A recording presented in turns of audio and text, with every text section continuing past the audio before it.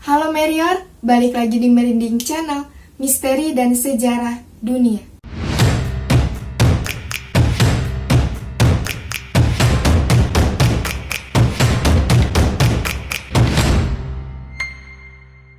Di Merinding kali ini, gue bakal bahas tentang wabah aneh yang terjadi di abad ke-16. Nah, wabah ini guys, membuat ratusan orang menari tanpa henti selama berbulan-bulan, bahkan sampai ada yang meninggal.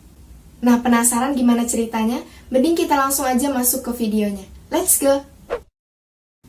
Pada musim panas di bulan Juli tahun 1518 di kota Strasbourg, yaitu wilayah kekuasaan Romawi kuno. Kalau sekarang wilayah ini ada di negara Prancis, guys.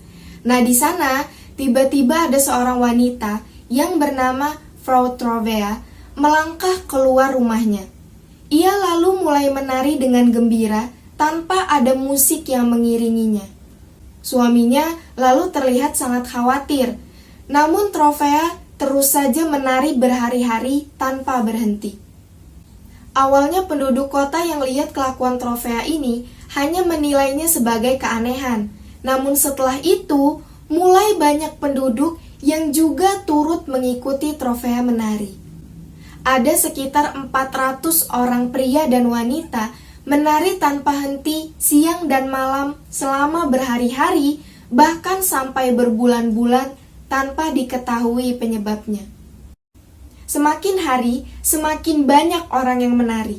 Dokter setempat di kota tersebut lalu sepakat untuk membiarkan orang-orang tersebut menari dengan pikiran bahwa orang-orang ini akan berhenti dengan sendirinya. Bahkan banyak yang juga disarankan untuk menemani mereka ini menari dengan ditambah musik pengiring. Tapi celakanya yang terjadi justru malah sebaliknya. Orang-orang tersebut bukannya berhenti menari, malah semakin menjadi-jadi. Orang yang tadinya hanya menemani justru juga ikut tertular wabah ini. Lama-kelamaan, orang-orang tadi mulai menderita kelelahan ekstrim yang terjadi karena menari terus-menerus dalam jangka waktu yang lama. Kaki mereka kemudian terluka, tapi mereka terus-menerus menari seperti orang gila dan tidak lagi peduli pada apapun juga. Bahkan mereka juga tidak makan dan minum. Malangnya, tidak ada satu orang pun yang mampu menghentikan wabah ini. Wabah menari terjadi hingga bulan September tahun 1518. Banyak yang akhirnya terkena stroke dan mengalami serangan jantung.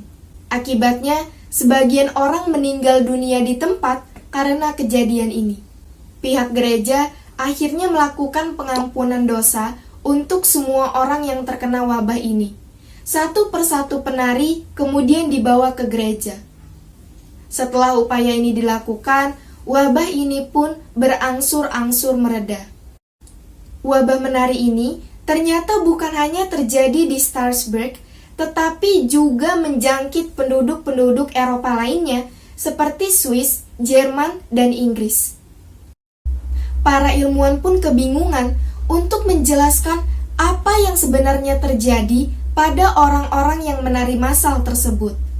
Wabah ini kemudian menjadi keanehan tersendiri dan terus menjadi tanda tanya besar hingga saat ini. Meskipun banyak yang mengira kalau wabah ini hanyalah sebuah mitos atau legenda semata, ya mungkin sama kayak gue juga, pas pertama kali baca ini, gue kira ini tuh dongeng gitu loh guys, karena kan gak masuk akal ya, ada orang nari-nari terus meninggal gitu loh.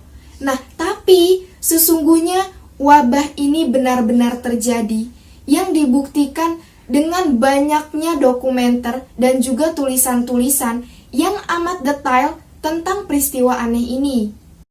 Salah satu yang membahas mengenai wabah menari ini adalah sebuah buku yang berjudul A Time to Dance, A Time to Die, karangan John Waller yang mengisahkan dengan jelas kronologis peristiwa mengerikan tersebut.